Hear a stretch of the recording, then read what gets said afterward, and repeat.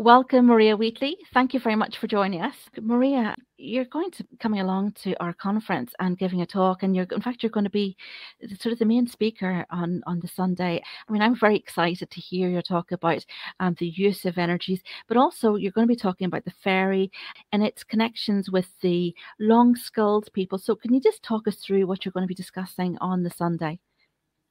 Well, it's going to be a very good conference, and I think quite a flamboyant conference as well, with some charismatic speakers.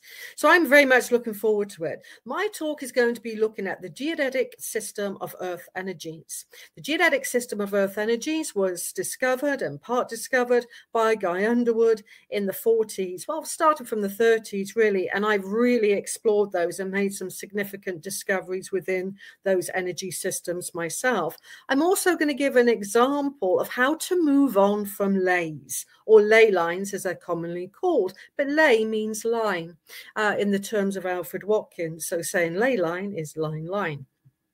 But anyhow, I'm going to be moving people on from just thinking about lays. There's 49 different types of earth energies, and there's several types of lays anyway, but we're going to move on and look to, for example, how the Germans used it under Himmler and Hitler throughout certain parts of Germany, including the Grail Castle, which was the SS headquarters. I'm going to as well explain how we can work with these positive energies and how we can identify them at sacred sites, because sacred sites had a template.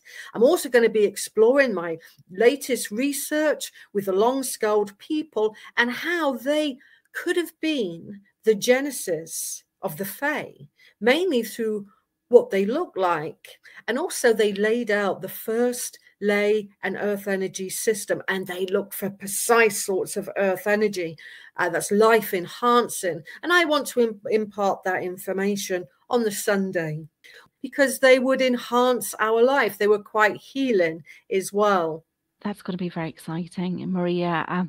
It's a connection that people haven't really sort of discussed, and people are sort of still a bit off standish with regards to the long skulls, although we're seeing connections that are sort of traveling maybe across sort of maybe Atlantis, or going from Western Europe, even from Egypt over to South America at a time when I suppose we have no knowledge. But it seems to be that time they seem to be a lot more technically advanced than we are today. Absolutely. I mean, the further back in time you go, whether it's the Neolithic compared to the Bronze Age here, for example, the heaviest stones were moved in the Neolithic, not the Bronze Age. So if you go back further, there's more sophistication, and the heavier the stone for one. And that's what the long-skulled people were moving, the heaviest stones. And even their muscles on their legs showed an extra type of muscle where they were moving heavy objects around.